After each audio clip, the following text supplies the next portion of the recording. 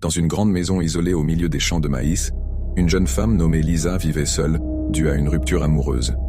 Pour lui tenir compagnie, elle s'était offert un chien. Ce fidèle compagnon, affectueux et toujours présent, l'aidait à affronter ses soirées solitaires. Une nuit, alors qu'elle dormait profondément, Lisa fut réveillée par un bruit. Une goutte d'eau qui tombait, régulière, résonnait dans le silence. Pensant à un robinet mal fermé, elle se leva et alla vérifier la salle de bain. Elle resserra le robinet, puis retourna dans sa chambre. En glissant sa main sous son lit, elle sentit son chien lui lécher la main, ce qui la calma immédiatement. Mais le bruit reprit. Frustrée, Lisa se leva une deuxième fois pour inspecter le robinet. Cette fois, elle s'assura qu'il était parfaitement fermé. En retournant se coucher, elle glissa de nouveau sa main sous le lit. Son chien lui lécha la main, comme pour la rassurer une fois encore. Pourtant, le bruit persista.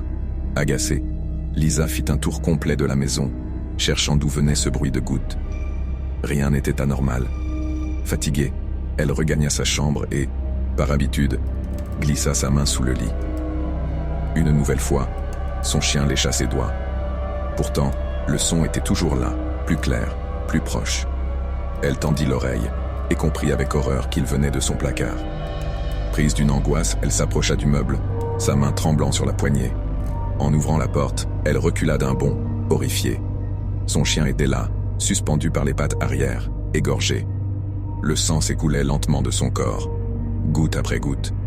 Lisa était complètement terrorisée et incapable de bouger en voyant ce placard. Mais le plus terrifiant pour Lisa, ce n'est pas qu'elle ait retrouvé son chien mort.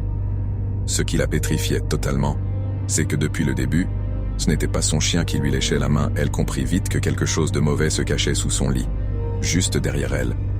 Prise d'une peur extrême, elle reprit ses esprits et partit en courant de sa maison sans même y prendre aucune affaire. Depuis, Lisa n'est jamais retournée dans cette maison et ne sait depuis ce jour toujours pas qui avait tué son chien et surtout qui se cachait sous son lit pendant qu'elle dormait. Abonne-toi pour plus d'histoires d'horreur.